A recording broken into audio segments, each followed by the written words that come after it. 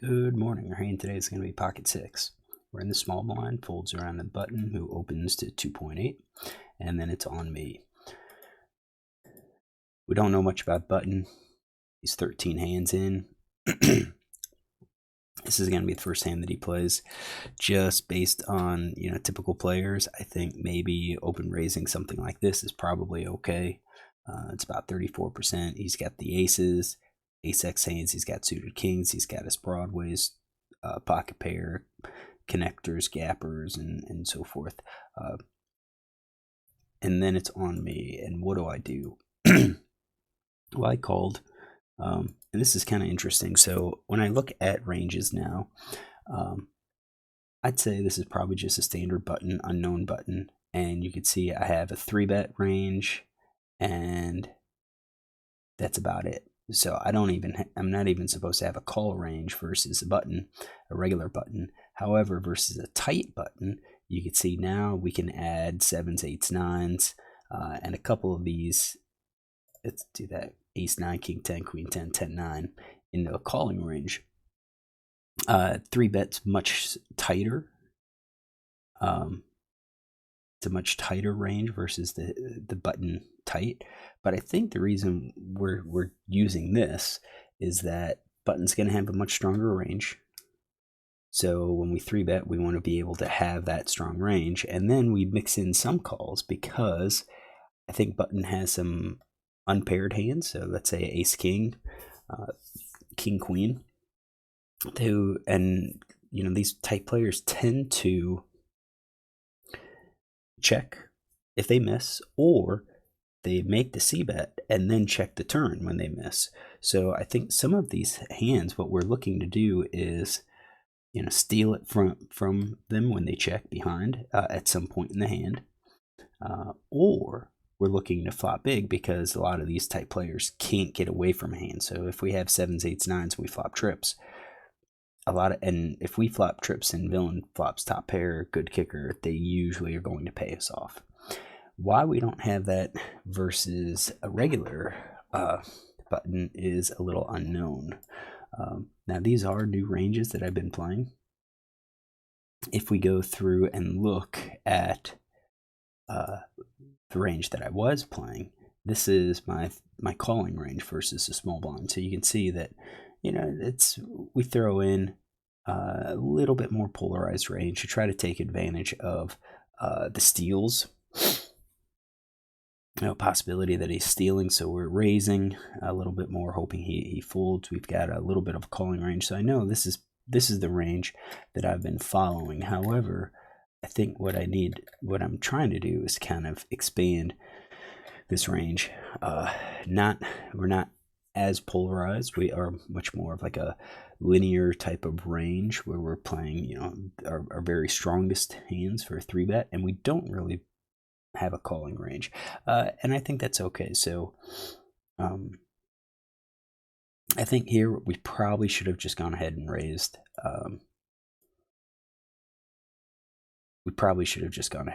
But what we're going to do is go ahead and use that as our calling range, because that's what I was using at the time that I played this hand.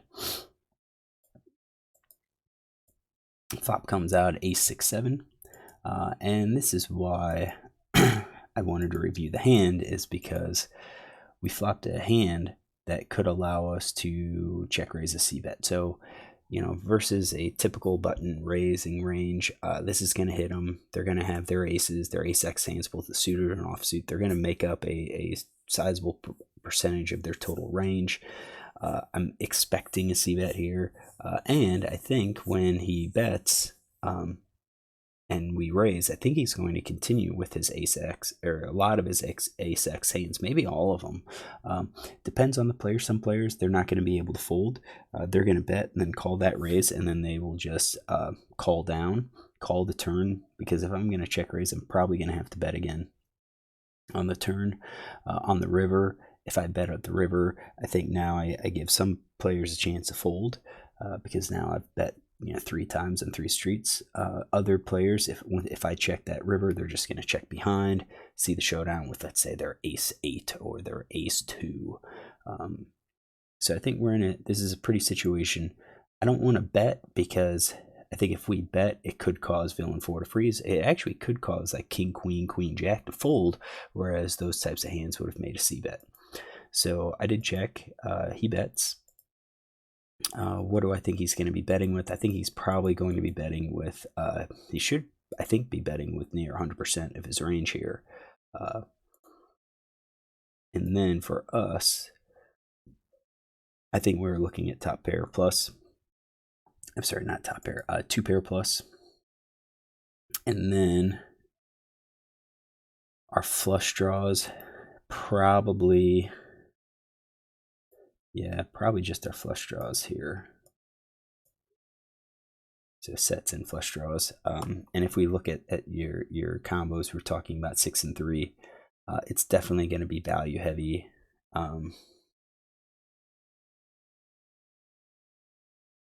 But we are going to include a flush draw. Just, you know, if we spike the flush draw, hey, that's great. And again, it's kind of for the reason that a lot of times, you know, if you see a check raise, usually it represents, you know, big hand, 2 pair trips. Occasionally it's a flush draw, but not everyone does it with their flush draws. So I think that's going to be my check raising range. So he bets 3. A check raise should probably be about 10. I did 9, maybe a little on the small size, and he calls. Now, once I check raise, is he going to call with everything? No, I don't think so. I think players are going to be probably folding the pocket pair less than the top card. Maybe not all of them. Let's say it's kings and queens he calls. Jacks is an iffy type of one. I kind of think a set's gonna raise. I think 2 pair might also raise as well. Could be surprised. And again, we don't know if he's a passive or aggressive. Versus a passive player, I think they're just gonna call. I think the sets they're going to raise. Or actually the sets, we'll say unknown. Set's just going to call, and if it's not a spade on the turn, then they'll raise and get all in with the set.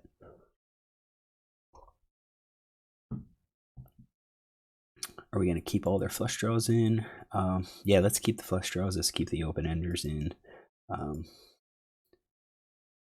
right, so that's their range. So with the check raise, they're going to fold about 50%, continue with 50% of their range. 8 of diamonds, so that's actually pretty good, because if he has 2 pair, I expect him to go all in. If he have a set, I expect him to go all in. And when you look at the combos between sets and 2 pairs, there's going to be more 2 pairs than sets. I'm not sure if ace king will go all in here. Possibility, but unknown, I'm going to say no. So I bet 18. That is 2/3 maybe, 3/4 pot.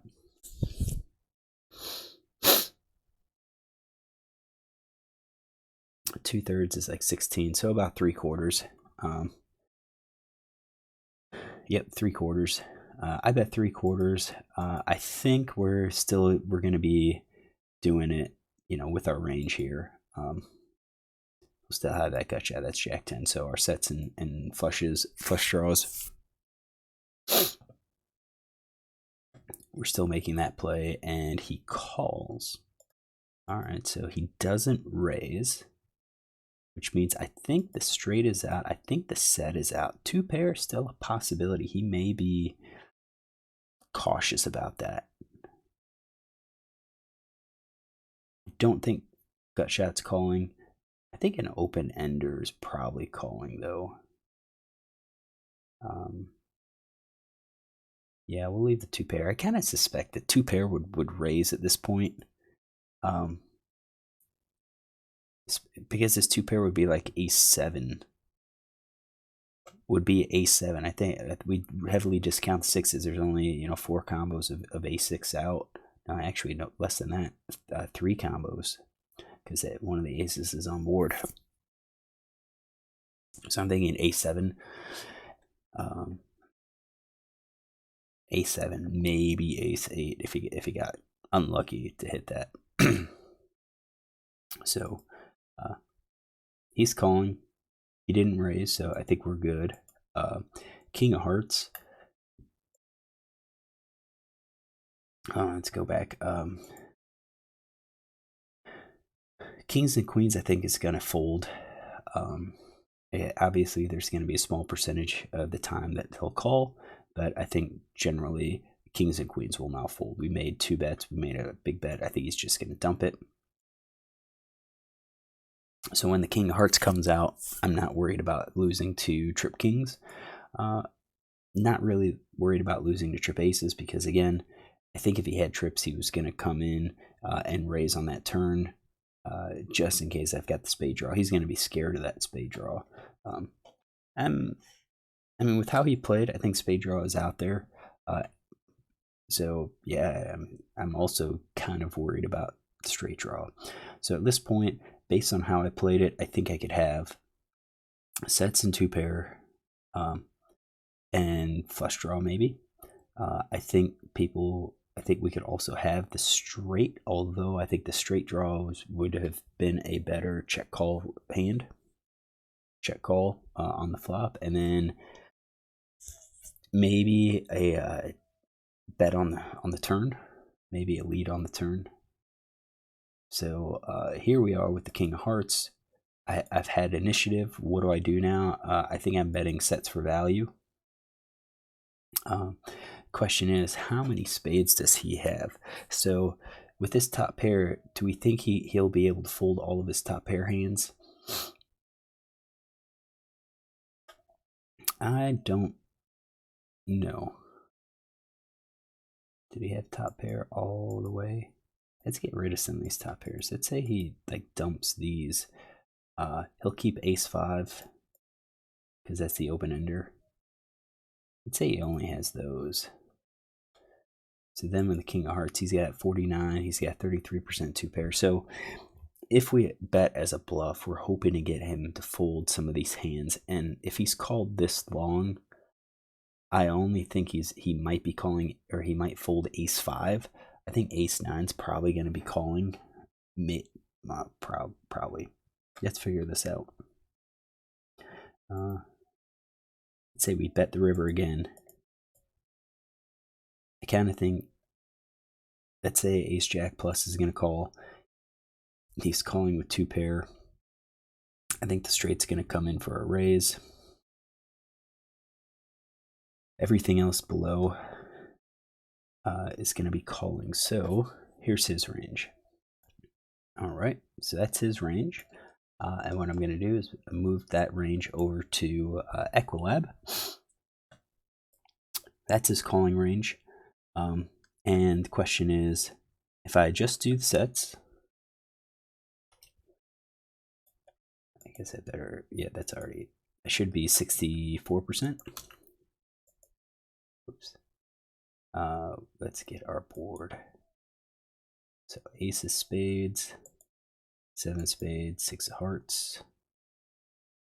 Then we got 8 of diamonds. And King of Hearts.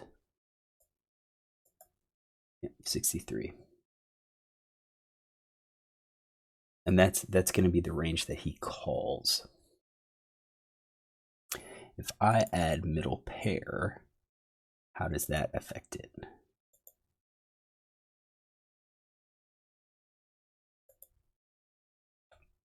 Ooh, hold on. I don't think I had that correct. Yeah, so I should, with sets, I'm going to be way over. Middle pair, not so much. That drops it down to 82%. If I add the nothing, if I add everything, my total range is 62%. So if I bet he's going to fold about 45% of the time. Let's bring in calculator. Let's do the EV here. All right, so we're going to bet, let's say, we're gonna bet them all in. I think that's the move. 57.3. Okay, so 57.3. So 55% of the time he calls, and I win 57.3 plus 57 point plus so that's his call plus 61.4. That's what's in the pot.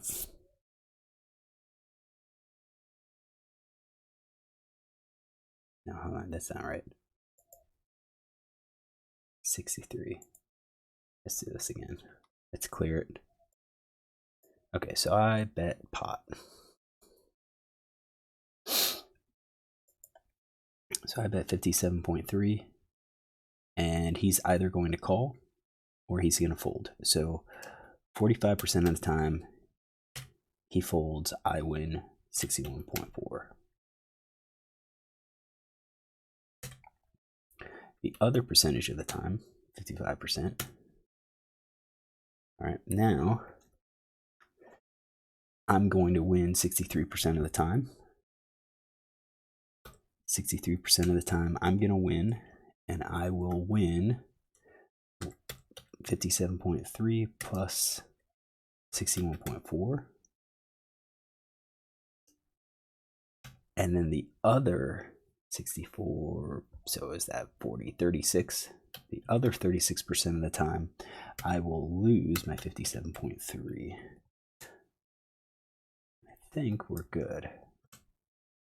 So 58, if we bet him all in, we expect to win 58% of the time.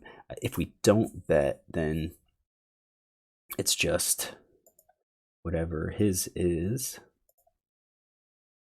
So 67% of the time we win. I think this is probably an easy bet here with our hand. I'm not sure, and it's probably an easy bet with his entire range too. No, with our entire range here, even with nothing. It doesn't seem like it, and actually, I probably not. If we have nothing, we could. Well, we're betting because of the showdown value.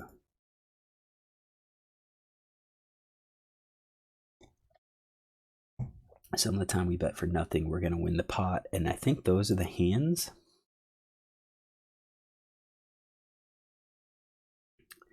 Those are the hands. So that's if we bet. If we check, we don't have any risk.